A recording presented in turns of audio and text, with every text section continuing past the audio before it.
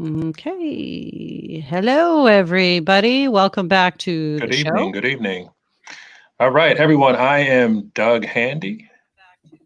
And I'm Abir Shinawi. I'm sorry. I'm kind of preoccupied for a second. Just a disclosure, my husband's doing some work around the house.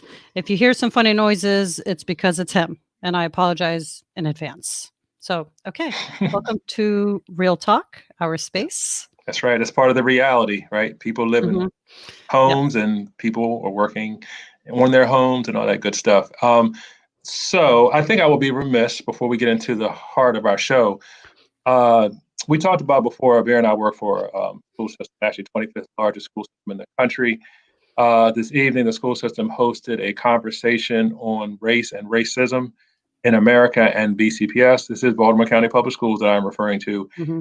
If you did not see the conversation, and more specifically, if you did not see my co host represent during that conversation, please do yourself a favor and find the rerun. Everything is recorded these days. You can find Hmm. it. Just take a look and you will find it, and you will be in for a treat because it's what she does every day. But just it was something to see, and it was a powerful conversation from top to bottom for everyone, I think, on the panel, but particularly proud to call her my friend, my co-host. Oh, thanks, So Doug. I want to say that. Well, Yes. I always tell people I am who I am from those who are around me. And we have a saying from our beloved prophet who said, "Tell me who your friends are and I'll tell you who you are." So I'm Mm. always in good company. I have my crew, Doug, Keith, and Elena, giving them a shout out. So Core four. that's right, the core four. So can't, you know, speak about any of that without saying, because they are my thought partners and everything that I have to go through. So I'm happy. Thank you. I'm honored that gave me a shout out.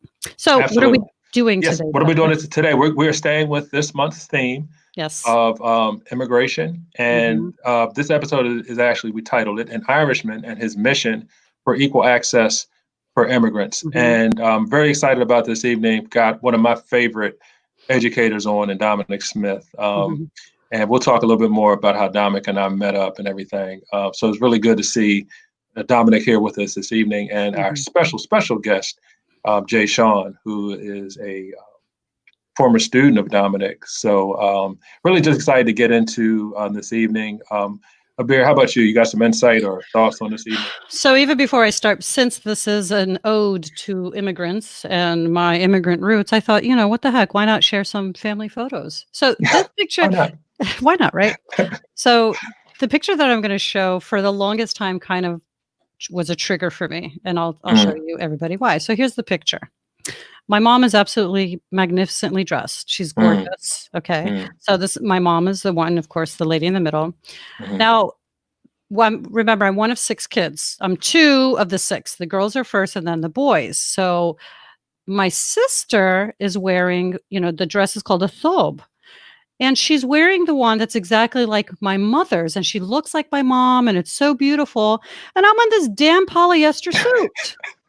And, like, for the longest time, I would tell my mom, like, "Yeah, ma, what the heck happened? Like, I look like a boy. You wouldn't even think I was a girl if I didn't have the hair, right?" mm. But I love this picture dearly because This my is mom, great. isn't it great? Yeah, it is. So, I hate to say this, Dominic, but my brother and sister are what they called Irish twins. They're 10 months apart. Mm, And so my mom had 4 kids at the time, and this is when we first went back to the motherland, Palestine. And I asked my mom, I'm like, "Yeah, mom, why do I have a suit, and my sister has a thobe?" And my mom's like, "Well, your grandmother, her mom, Allah yarhamha, gave my sister the thobe, so she had to wear it." I'm like, and I thought I was Sitto's favorite, but I guess not. So that's ode to my immigration roots today. excellent, There you excellent. go. So we're very excited because, like you said, I think Dominic is one of those people who everybody knows, cherishes, and loves because his spirit is fabulous. So I'm going to say Fabulous. how I met him, and then you can say how you met him, and then we'll bring both of them on. I met Dominic when I went to the office. Now, I've had an obsession with the Irish forever because of the affinity they have with the Palestinian struggle. But there's just something about the Irish I love. I think it's the accent. I really like the accent. My husband promised me we'd go to Ireland for my 25th. It's been 2 years since, so whatever. Um, and then when I was in the office, I remember hearing this Irish rogue. And I'm like, wait, what? Mhm. What? So I went around and I believe I introduced myself to him and we just started talking. And I think it's been friendship ever since. He's just, like I said, an amazing soul. Um, his conversation's just beautiful. His heart is always in the right place. So I'm just happy and very fortunate to have him as a friend. How did you meet? And I was about to say, so in the position he was in previous to the one he's in now, he might speak a little bit on that. We worked in the same building on the same floor. And really, our space is predominantly women in the space, not a lot of men. And I remember just passing him, walking around the floor, and we spoke to each other. And just, like you said, the spirit's infectious. So just striking up conversations, asking how my day is, Yep. responding. And I would say if it wasn't for an opportunity, it was about a year ago, I think, we were actually at a 2-day professional learning experience in Washington, D.C. And Dominic and I got to spend a good amount of time together. It was might have been about 75 people there. And we were at the same table and just so rich in lived experience and being able to share that experience and always looking for different perspectives than the one that I have. And Dominic has a wealth of experiences to share from a first hand perspective. So, like I said, and then also I see him at Mom's Market, right? So we we live like in adjacent neighborhoods in Baltimore City. So, oh, neat! I didn't know that. yeah, we run each other from time to time. One time we had a local watering hole, kind of ran into each other. So definitely somebody who I look forward to seeing because it always gives me a shot of good energy. So, I always have to find out some information later on. I'm like, people I know who are hanging out. Y'all better not be hanging out without me. So I'm just letting you know. Okay. Yeah. Now I see that my mom is watching really quick. Yama, if you can see me, here we go. Isn't this picture great? I see that she's watching. So hi, Yama. You can post something and I'll see it or not. So, all right. So without further ado, let's bring on our two guests. We have the magnificent, actually, let me add this one. There we go. Dominic Smith and Mr. Jayshawn Tavarez, correct? Yes, ma'am. Hello, everybody. Right. Welcome, gentlemen. Buenas tardes. Welcome. Buenas tardes. How do you say that in Gaelic, Dominic? Faltia. Faltia is just welcome. Faltia. Faltia. All right. Pretty good there. Yeah. Very good. Thank you. Faltia. Ahlan wa sahlan. In Dominican, it's que lo que.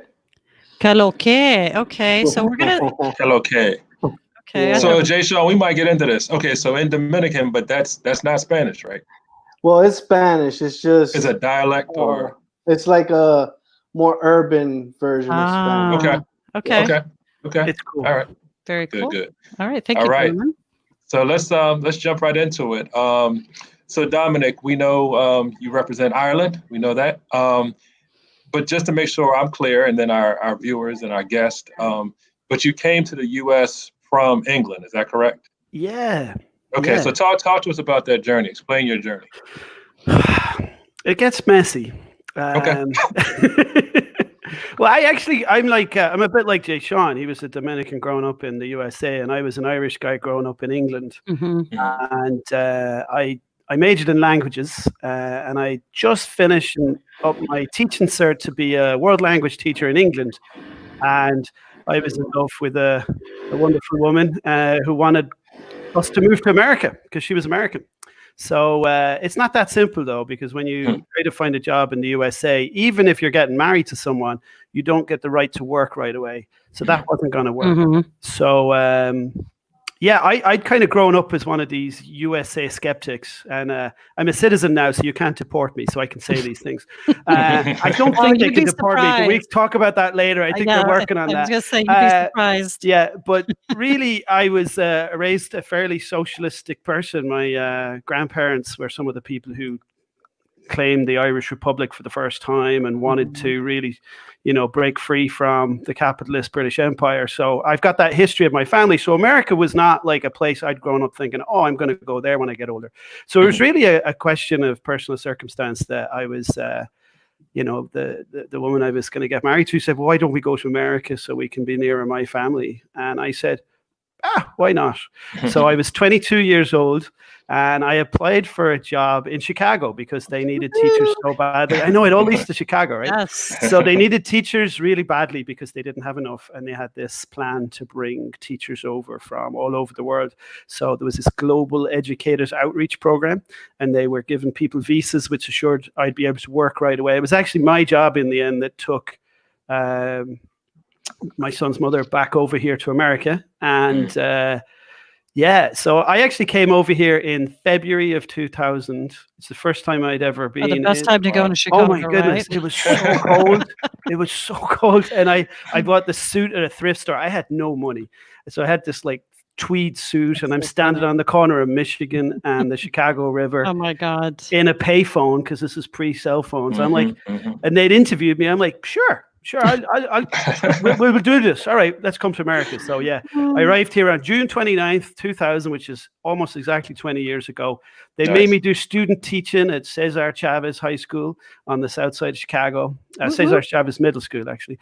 And then, I started at Walter Payton College Prep High School. It's a brand new high school right in the shadow of, as was the Cabrini Green neighborhood. So that was where I got started teaching in America. And so question for you, Dominic, before we go on to the next question. Now, it's important for people to understand why me saying that us saying that you're coming from England. Can you speak a little bit about how the Irish and the English are very different? Also, can you speak a little bit why that is historically, because it was a colony of England forever, and the English don't consider the Irish, I don't want to say white, but not kind of the same lineage. Well, also we don't consider ourselves the same lineage, which is perhaps not true, because we're a bit of a mixture. The Irish are of the Celts, the Vikings, the Normans, and probably some of the British too. Yeah, they occupied Ireland on and off from the late 1200s all the way through the 20th century. And they really turned our country into a true colony, the first colony of England, really. And all of the dirty tricks that the British took around the world of divide and conquer, taking people's land and charging them rent for it, outlawing our religion, outlawing our language. There were heavy fines, and also lots of violence incurred if you dared to assert Irish identity over British identity. So it's a very long and complicated history with lots of back and forths, where we were given parliament of our own and then it was taken back, where we were unified under the British crown. But essentially, we were treated very, very poorly. There was really an attempt to, it was really ethnic cleansing to destroy our indigenous culture, which is really what the Irish Celtic culture was. We had our own religious way of doing things, our own expression of the Catholic faith. And we ended up having to grow food that was then exported to all the colonies around the world when we ourselves were starving. So, same tactic they used in India. Exactly. So, of course, I was raised with very proud Irish identity. That was, our family were one of the families that had helped bring about independence for Ireland. So it was odd growing up in England in that I look English, we don't look very different. And I actually have more of an Irish accent than I should do. In fact, there'll be some people watching laughing at me like, how did he sound so Irish? He lived so long in England, right? Yes. But we were raised we were raised on this diet of not hatred, but of a certain, like a distinction. It's like, you're not these people. We live differently. We have different values. We're the Irish are a communitarian people. We're not as individualistic. We're collectivists. So society's arranged around the parish, the church. There's a certain amount of hospitality that's very richly part of the Irish culture, which just lent to these very subtle differences most of the time, but then also at other times some really major differences. Like when it's very silly, but when Ireland are playing soccer and I'd wear like an Ireland soccer jersey, a couple of times I got chased down the street, cursed at. I got turned down jobs a couple of times for not being English. And people say, well, stop talking Irish and stop wearing that silly shirt. It's like, no, I'm not doing that. Don't tell me what to do. That's funny. So, yeah. Okay. Thank you for that. So then the question becomes, is we know that, you go into Chicago. We know Chicago has a large at the time, Mexican population, Yeah. a large Latino population. So for you, why Latino students? What drew you to be such an advocate for especially Latino students and immigrants in general? Well, I think as an immigrant, I immediately was amazed at the diversity in Chicago. So that excited me. I'd actually grown up in a really diverse part of England with lots of Indians, Pakistanis, Latvians, Italians, Sicilians, all kinds of people. So Chicago felt like home for me in a big way.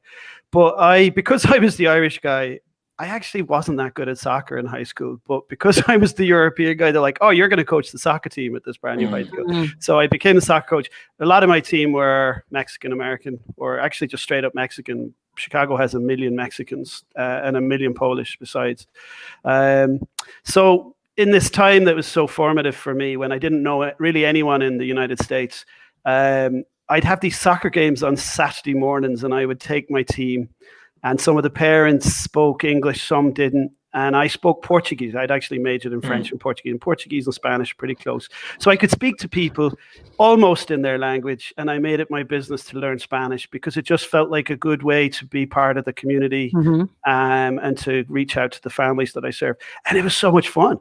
I'd never been so warmly received in my whole life. And there were certain parts of Mexican-American culture which really just made me feel more at home than when I was with white Americans. So if I went to church, I went to a family party.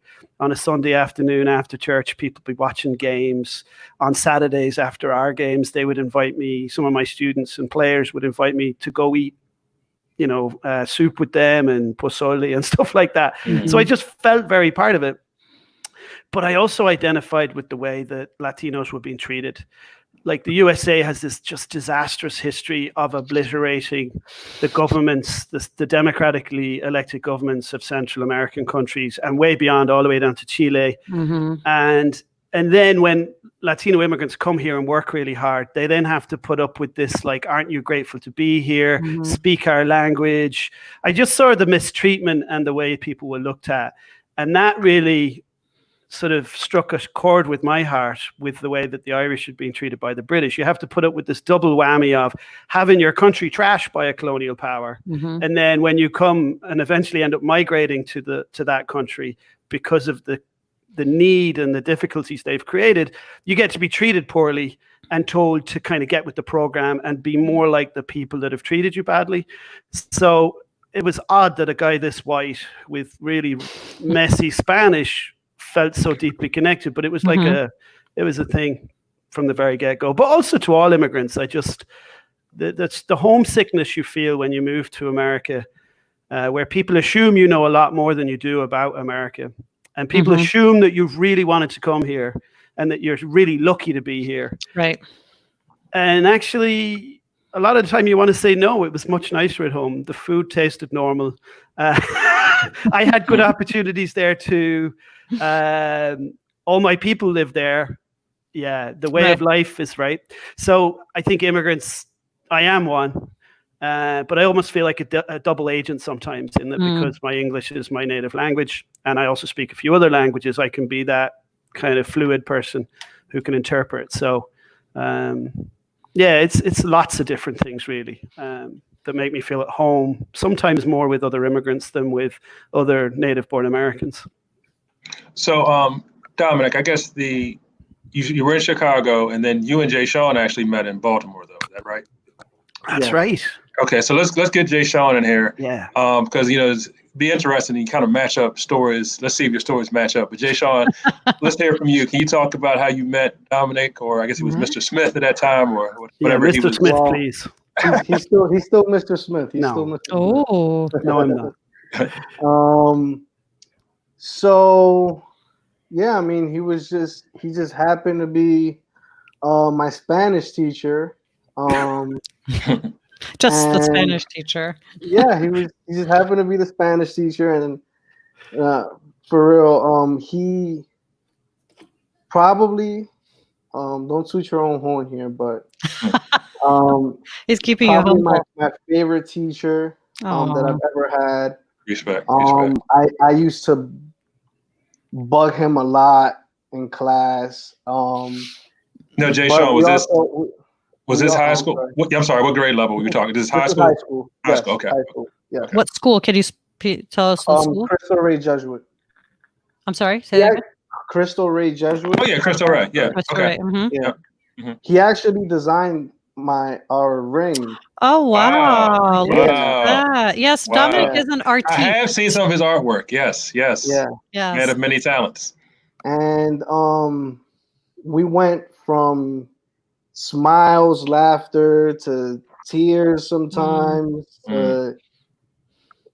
We were like an old married couple, even though he was Fight. you know, we would The fight, kids would be horrendous. get along, and I'll sleep in his class sometimes, you know, behind the laptop. But you know, it was an awesome experience, and I like the way how we kept in touch after I graduated.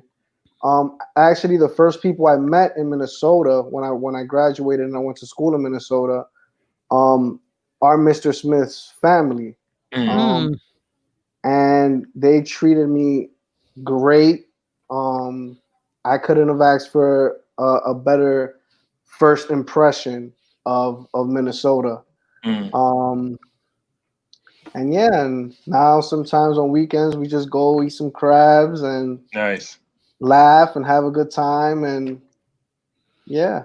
Love it. Love that bond. That's beautiful. That's awesome. Beautiful. It's a blessing. It's a blessing. Dominic, how about anything you want to add from your perspective? Or go ahead. No, I just respect Jayshawn and his whole family for their humility. Like it's weird when you're like Baltimore doesn't have the depth of history of having a Latino community. So when we started Cristo Rey, it predominantly served African-American students.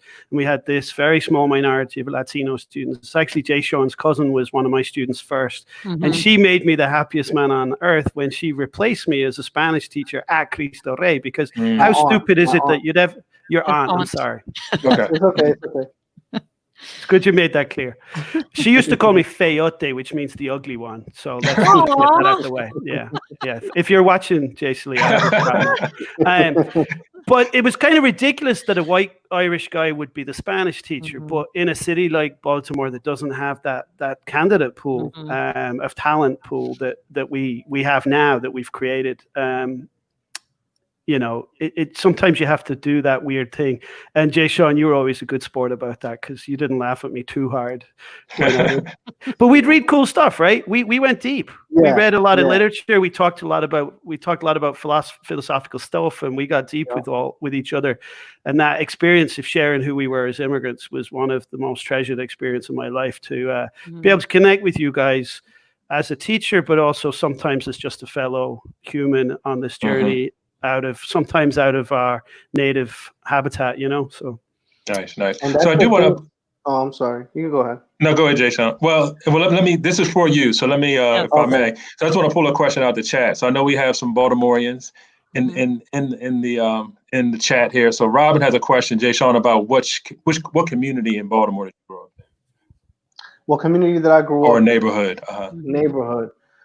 Well, when I was younger, I grew up in East Baltimore, by Armstead. Okay. Armstead Gardens. And as I got older, I still stayed in East Baltimore, but I live around Greektown, like near Hydentown. Yep. Eastern Avenue area. Yep. Yes, Eastern Avenue area. Okay.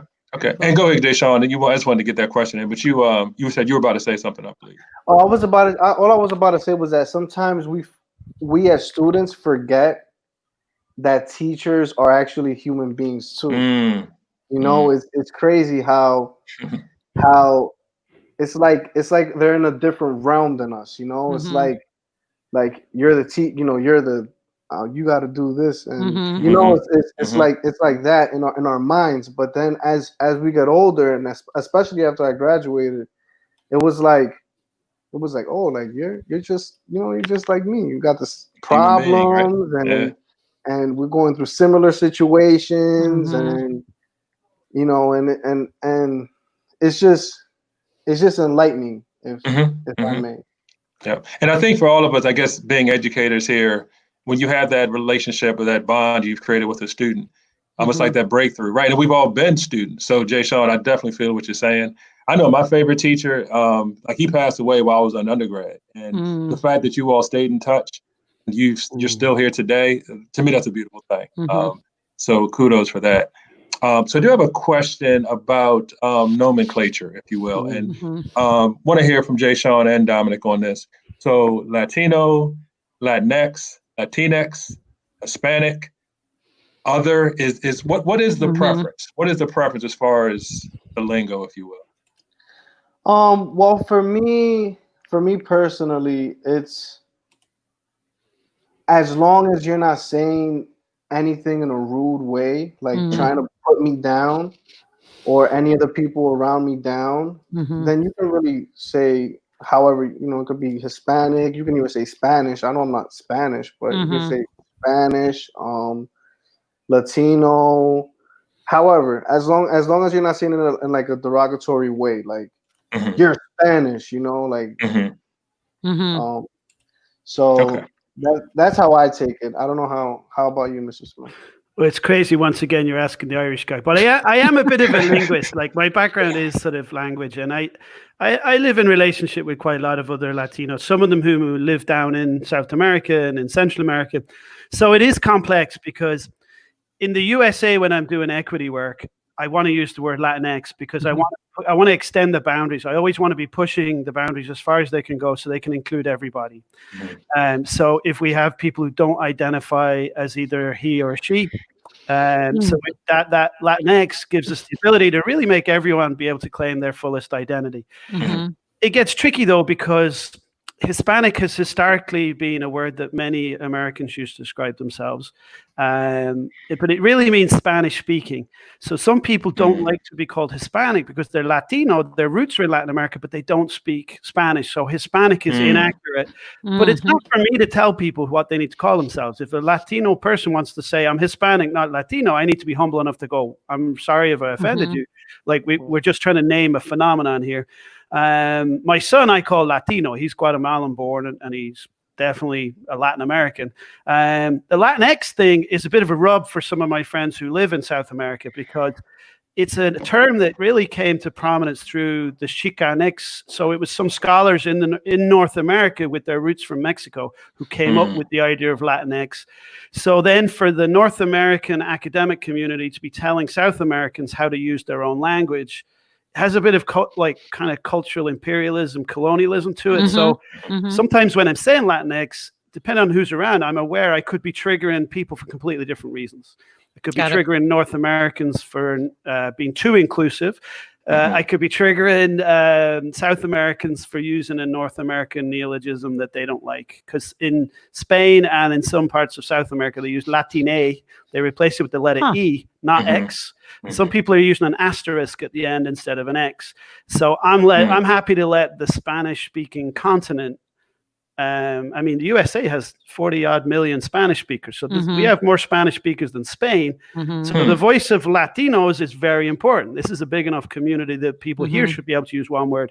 But just like potato, potato, tomato, tomato, I'm not going to tell Americans not to say tomato. Right. Tomato, right? Tomato. Get just it right. Because Irish people say tomato. So it's, to me, I see. That's interesting. Or maybe people just want to, I think it's going back to like Native American tribes where they want to identify as their tribe or who they come from. And I think Arabs have the same thing where, we all consider ourselves Arab, but then I would prefer to be called Egyptian or Palestinian or, whatever. So we're getting a lot of feedback. Go ahead. Right. But I guess along those same lines, like that whole concept of self-definition. So I'm thinking as a Black man, I identify as Black. I haven't used the term African American to identify myself, and I don't know, how long. And if you look at the history, we were Negro and then Afro-American, African American. So, but I guess the takeaway I have is from the discourse is like, the self-identification, right? Like you said, like I want to identify myself as this, and others honoring how they identify. Right. So Jayshawn, along those lines, how do you identify that? Yeah, that's a good question. I know what you said. What would inside of the Spanish realm or the Jayshawn Tavarez. Yes. Jayshawn Tavarez. Right. Well, I identify as Afro-Latino. Okay. I am Afro-Latino. I do consider myself black. I'm very light-skinned, as you can see, but I do consider myself black. Most of my family is dark-skinned or black. And yeah, to me, what it means to be Afro-Latino is like, it's like you get the best and the worst of both worlds. Wow.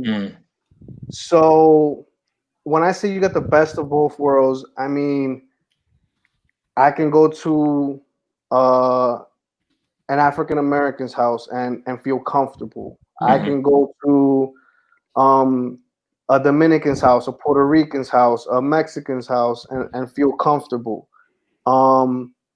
You know, the culture, the music. We have a lot of African in our music. We have a lot of drums and, you know, and a lot of different instruments and everything.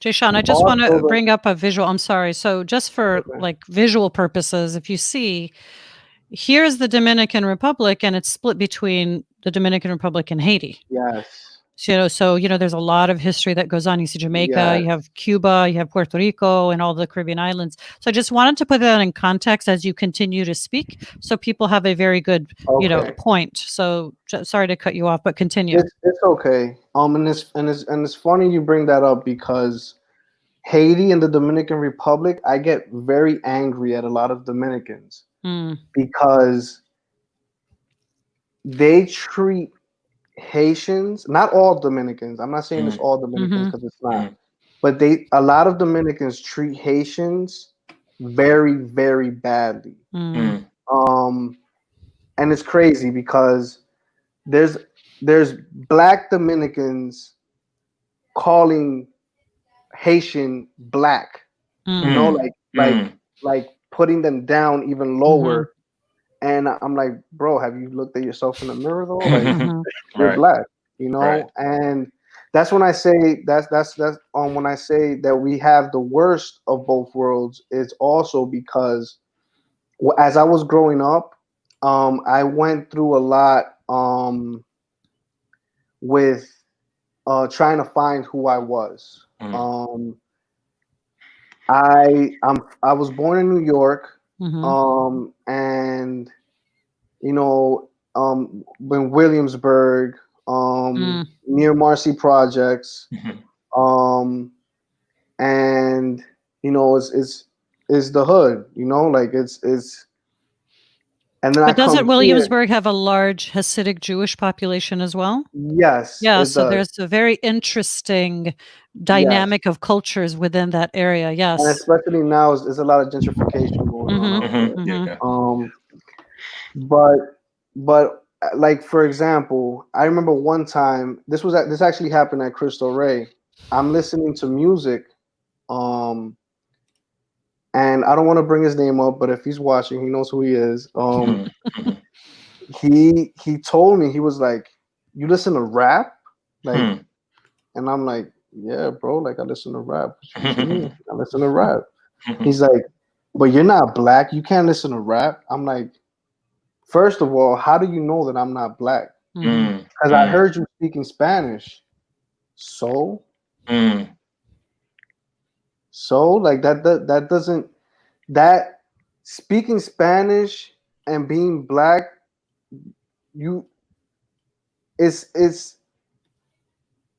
comes in a package sometimes. You just gotta accept that. You know, and it's crazy because I started feeling really bad, and it started hitting me like who or what am I, you know, like and you know, eventually I just grew out of it, and I'm like, listen, I'm a product of my environment, both from the Dominican Republic and here, and I'm just myself, and that's it. Beautiful. Love that. share a couple of comments before we go to the next question. Yeah, there's some good ones in there. You're going to pull a few out of it. Yeah.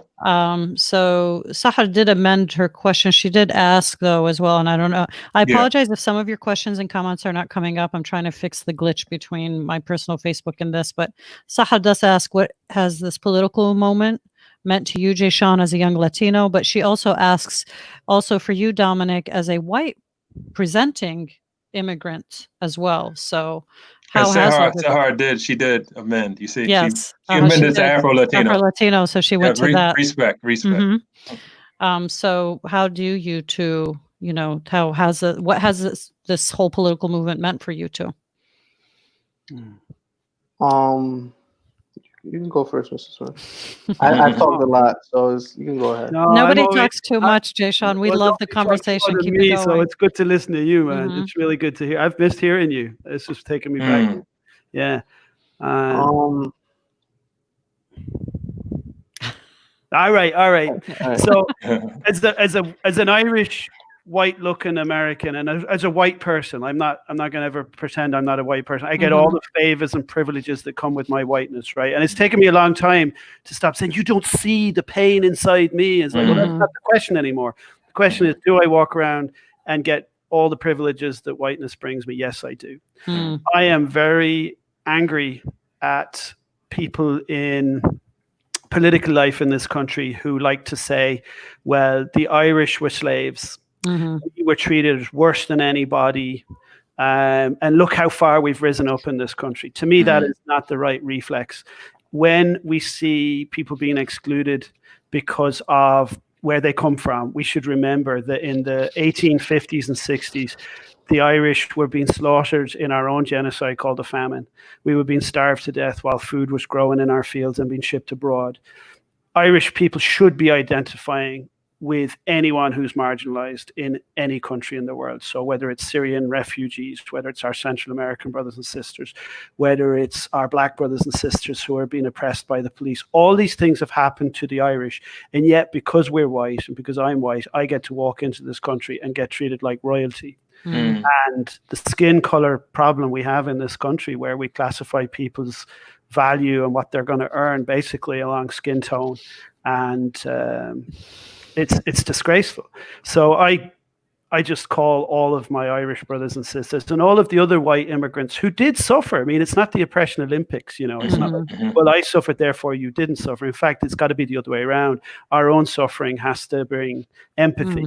I mean, my family's still ravaged by colonialism. There's this epigenetic fact is when you've been starved for so long and when you've had that much cruelty put on your people for so long, that lives in your genes. The levels of heart disease, of alcoholism, that's all in my people. We still suffer because of that.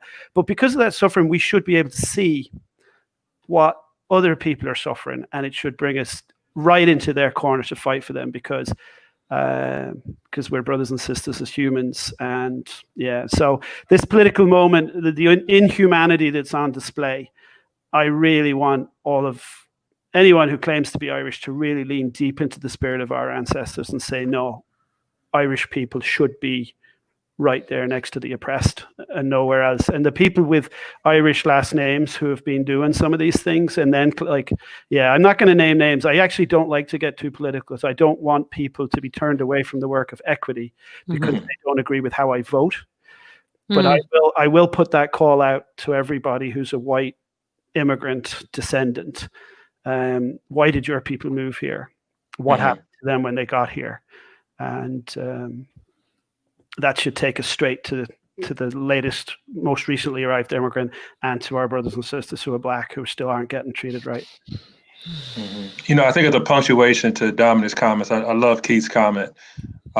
Keith, another, part of the core four, that's my brother.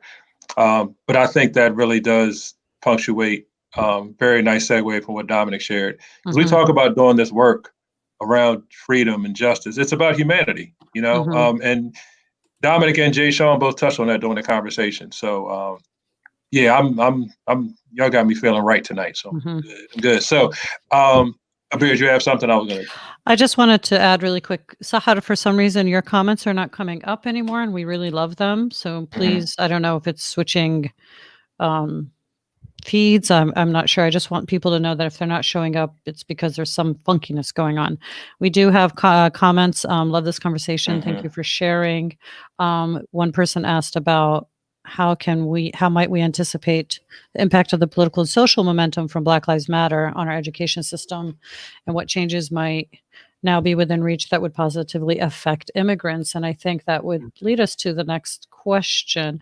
Yeah. So, and I'm gonna, change it up a little bit to honor Jayshawn. But so Jayshawn, and you touched on this a little bit about what you were talking about with, music and just, who you are and this is my life. But tell us like at least one other thing that you want people to know about being, Afro-Latino in the United States.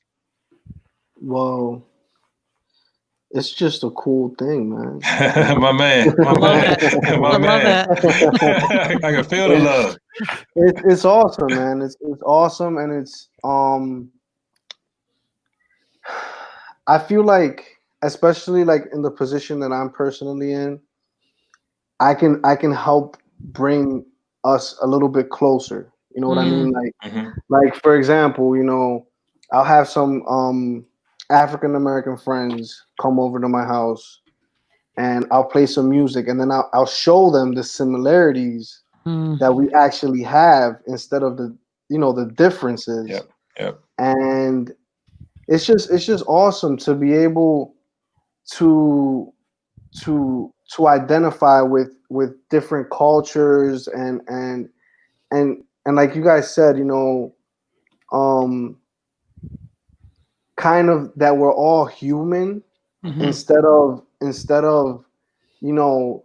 so much division, and yeah, I mean, being Afro-Latino in this country to me is truly a blessing. I actually got to go on a protest with a few friends, and they were actually Mexican. And Viva la Mexico. Yeah. And it was an awesome experience. My legs were killing me afterwards. We walked a lot. But it was just so crazy how I saw so much diversity around, standing for this one thing that we all believe in. And it's in humanity, equality, and just being proud and actually standing by the people that we love and grew up with. Wow, that was very, Doug, I'm going to be honest, I wasn't expecting all of this. By the way. So I'm pleasantly surprised. So much good energy. Black Panther just jumped off the shelf, and I think he's running around the room somewhere. So we'll bring him back next week. But I can feel the love. I mean, this is yeah. And Jayshawn, I'm gonna just say this, like, it's no surprise to me. I know Beer said she didn't expect this. So knowing that you and Dominic Mr. Smith have that relationship, this is the type of energy that Dominic leaves me with. So it's to see you exhibit this energy, like I said, the love, and we talk about the struggle, the fight for freedom, for justice, and to me, this has got to be driven by love, by joy. So your opening remark, like, I love it. Oh my goodness. Y'all giving me life tonight. Sahar says, and again, it's not coming up on this one, but I'll read it off of my phone. Jayshawn reminds us to tell our stories of joy as we struggle against injustice. Absolutely. And I love how you were mentioning, other folks who are of the, Latino or Latinx or Hispanic background, and how that also comes together, because there is always division within our own communities. That whole colonial aspect of who you are and the divide and conquer. Yes. Yep. There you go, from two mouths. So I think next question, I'm going to leave one question that we originally had till the last one, but what are things you want people to know about? Did we ask that question? Yeah, we did. We asked. Now, with that Jayshawn comment, I don't know if you want to hear from Dominic. You want to comment on that? As a teacher as well, what do you want? And you have a son, like you said, from Guatemala. So what do you want people to know? about being It's Latino weird being the Irish guy answering this question, but I do have a funny role as the parent of a young Guatemalan. Just the amazing amount of diversity, right? We have Black Latinos, we have Asian Latinos. Like being Latino is not one thing. That's just a very basic thing to start with. In many ways, I wish I could withdraw from this and push in some of Jayshawn's classmates, some of his buddies, some of our Central American friends. I really do get deeply passionate about the historical piece that this country, I don't feel, knows the half of what it has been complicit in dismantling, preaching democracy in Latin America, and then out of the same, a different corner of the same mouth, preaching orders to go and tear down democratically elected governments in those countries. So the things that have pushed so many Latinos to come here are really should weigh more heavily on this country's conscience, and then when we compound that misery by treating people like we are at the moment with the Dreamer controversy, we're going to file another motion in this country this week to try to tear down the Dream Act that the Supreme Court just allowed to go forward. We're going they're going to try that again. And also to see our children in cages on the southern border is truly the most despicable act of, this is a spectre that's very akin to things we saw in the 1930s in Europe, So I'm always trying to balance out just kind of what Jayshawn did, that it's great to be Latino. I've seldom known more belonging or joy in the heart of the Latin community. It's the place, when I go to church on a Sunday, I often go in Spanish because I feel belonging, I feel joy, I feel that beautiful blend of European, indigenous, African spirit all together, that makes something magical and very different to any other cultural group in the world. But it's so diverse, and each person has their own story that really needs to be listened to, because they're all amazing stories. Any Latino who lives in this country, they could have lived here for 17 generations and be from New Mexico, or they could have just arrived 3 weeks. I have families I know that I'm so blessed to know that just got here in October and are already, their kids are speaking English, and the resilience and the talent that my Latino friends have to come to this country and hit this landscape that often shows hostility, and then to triumph, to connect with people. I just wish other people could have friends like I have, And it's such a beautiful language, I have to say. There are a lot of similarities between Spanish and Arabic, given the history of Muslims in Spain and Arabs and North Africans in Spain. But it is also a very beautiful language, just to listen to and to hear. And I wish I could learn. I guess I'm just being lazy. So we have a couple more questions left, but I think we'll ask this one right now. So what should be the biggest focus when teaching about Latino students? And there's a typo right there. So what should be the biggest focus, or what do you, again, I think this is different than the other questions. Because as we teach students, and we do have a growing population in Maryland of people coming from Central America. Excuse me. What should our focus be? It could be any focus you want, like whether it's our multilingual learners, whether it's students who've been here for generations. As an educator, Dominic, and then Jayshawn, I would like you to chime in as a student. What is it that we're missing, and what is it that we can work on?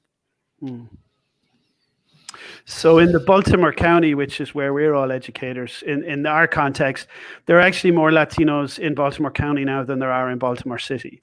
Wow. And yet Baltimore City has representative to the mayor, has like an office for Hispanic affairs. Baltimore County still playing catch up in that respect. So the levels of service we have for people who may not have all of the English skills, who are still working on their English, and maybe don't read a lot of Spanish either. We have we have a lot of people in our county who actually speak indigenous Mexican and Guatemalan languages. So just because someone's Latino, it doesn't mean they're a Spanish speaker either.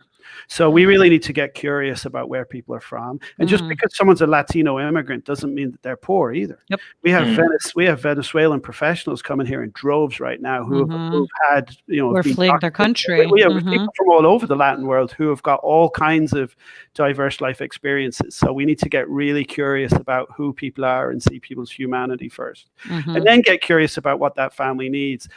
We do a lot of things through lip service now. We have mandates that we're supposed to provide things that are written in English, and then we translate them into Spanish the way they were written in English. And we think, well, that's going to really serve our families. Well, not if you're not used to reading documents like that. Not if you don't have the same cultural notion of what a school system does, or, you know. So just get really curious about what life might look like walking into this space from where people might have come from, and ask lots of questions. Who, you know, how are your family doing? Who speaks what in your family? What's the language that's most comfortable for you? I'm a fool. I make a lot of mistakes. I speak Spanish to people I've no business speaking Spanish to sometimes. That's a big mistake. I wouldn't consider that a mistake. It's your curiosity that gets people. I understand what you're saying, but at least you're trying. Yes, that's it. And don't be performative. If I'm trying to make people think I'm really woke and really like good at not offending people, well, yeah, but show up and try to be as authentic as you can. Because if it's really, I think your intent to bring people in deeply and closely will penetrate any language barrier by fully seeing the human first, and then finding out more about them. So anyway, that's a lot for me. Why don't we ask an Afro-Latino? What you got for us, Jayshawn? Well, I'll take it a step back. I'll just say that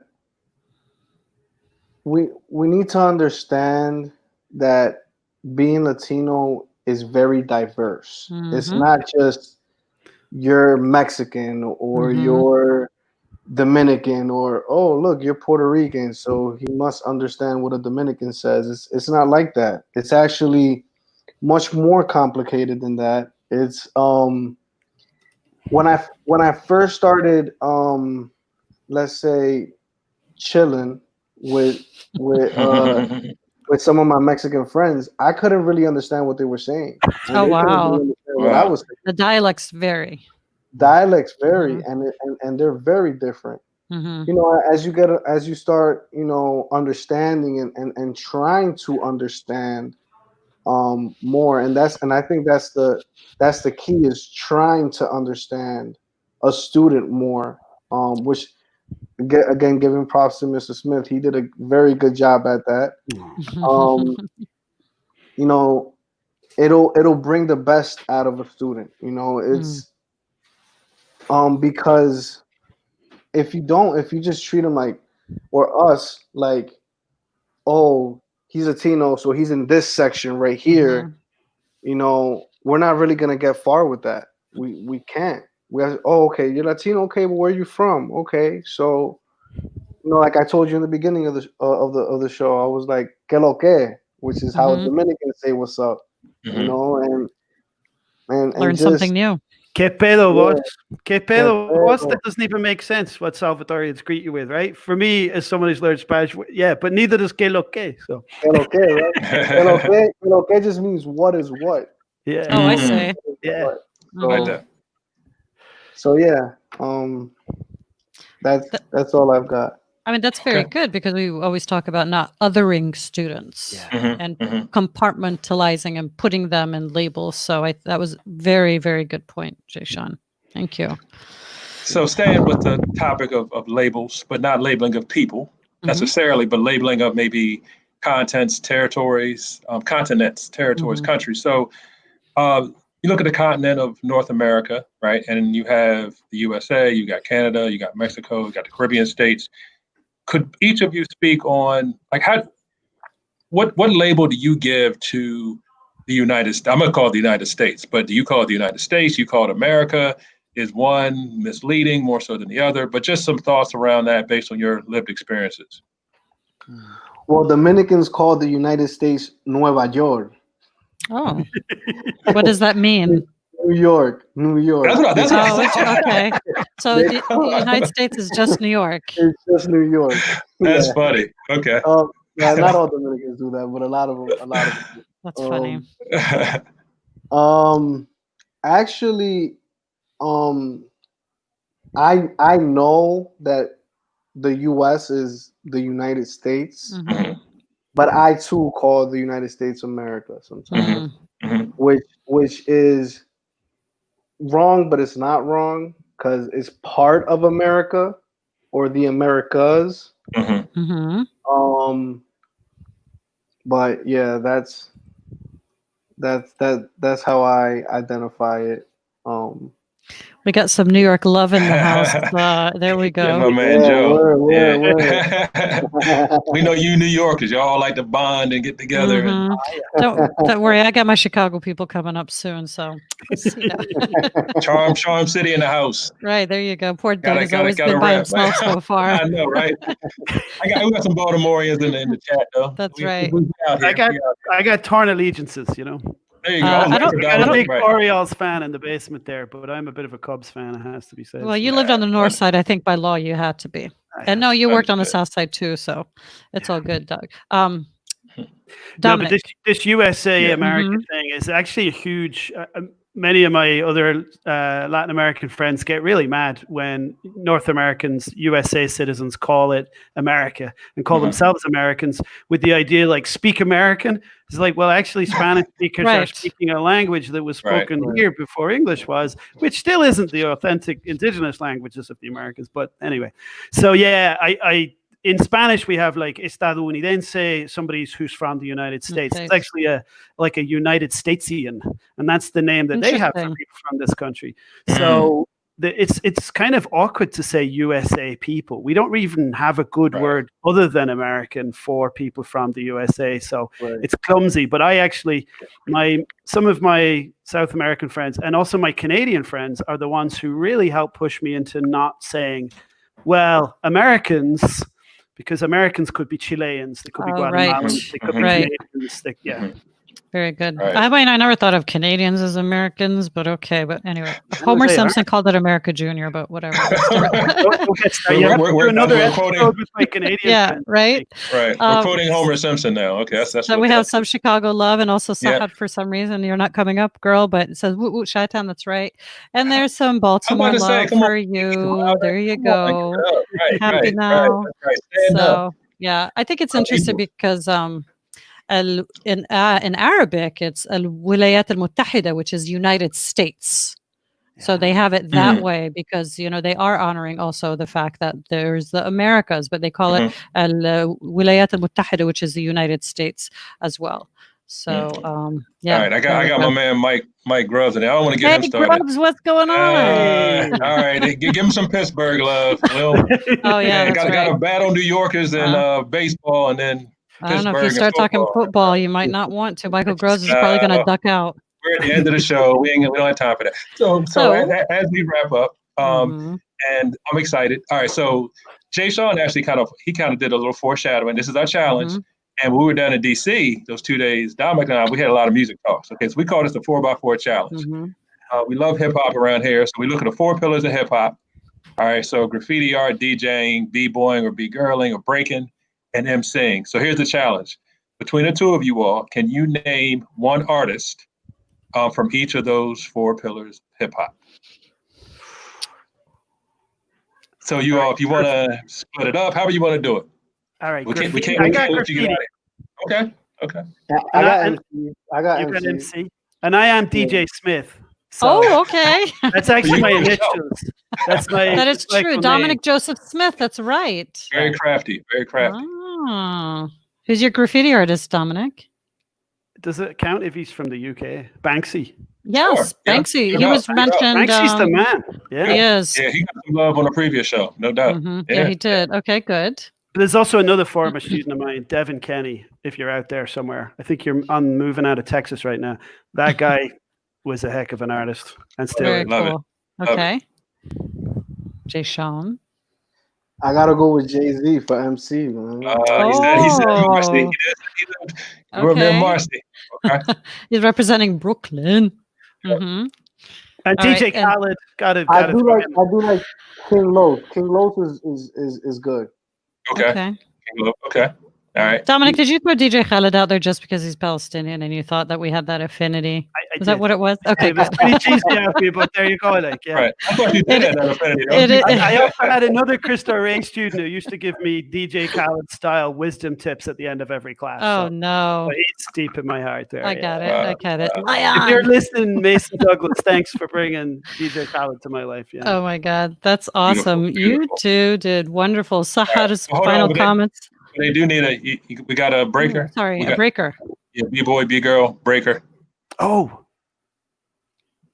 Man, now I'm stumped. Now I'm showing my whiteness. Oh. Okay. B girl.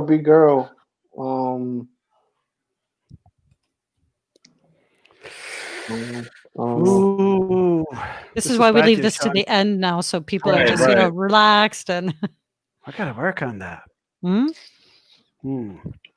I'm scared. I'm scared of dancing. Period. Yeah. I've seen you do your Irish jig. It's pretty good. Sober as well. Sober, got it. I can dance bachata. That's it. Oh, yes. Yeah, Dominicans have really good dances. Mm-hmm. All right, so pretty good. So we got 75%. Pretty good. Sahar says thank you for the uplifting conversation. No, it was beautiful. Yeah. Michael goes like, go Stillers, with that little accent. He says he has too much. Yes, V, because she was in the show when her and her sister were on. She's like, I don't feel so bad now after the 4x4. That's why we call it a challenge. That's right. The 4x4 will get you. We'll get you. Tweaked it. We used to let folks just pick, like, you could pick 4 MCs, but after a while, folks were rising to the occasion. So make it worth your while. So. That is definitely Doug's baby. Gentlemen, I cannot thank you enough, Dominic. Always, always, always a pleasure. I'm so blessed to have you in my life. You are just one of the most amazing, generous, good-hearted people I know. Jayshawn, it's a pleasure to meet you. Absolutely. Rep your Afro-Latino-ness to the T. Yes. Shukran. Thank you for all your kindness. Thank you. Gracias. The best humans ever right here. Oh, we are who we are from the people that we have for company. So, all right, gentlemen, have a good night. We're going to sign off soon. Adios. Adios. Good night. Appreciation. Wow, that was great. That was. It was a really good show. A couple comments. Of course, your boy, Robin. You're welcome, Robin. Thank you for always tuning Robin. in. Thanks for being with us. There's your boy Joe. Hey, Joe. Giving you, props. Mm-hmm. And thank you, Miss Carter. Great session. Miss Carter, I'm so happy you came back into my life after it's been a while. We worked together at Pikesville Middle. Thank you. Beautiful. You more standing by quietly. I love it. Keith, and we love you too, Joe. So good for Keith's heart. Next week, yes, I thought it was great. Next week's show is exciting too. We are going to be talking about Sikh, S-I-K-H. People think they call them Sikh, but it's really Sikh Americans. We have Mr. Ruben Singh, who is part of the Sikh Coalition.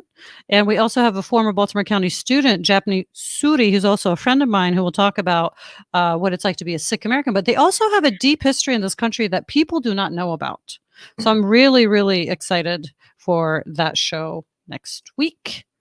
Yep. I'm excited as well. And we're looking forward to it. And as we go, just thank you all again for being here with us. We love the community. Please do subscribe to our channel. Spread the word. If you catch us live, we love that. If you catch us on recording, we love that too. Mm-hmm.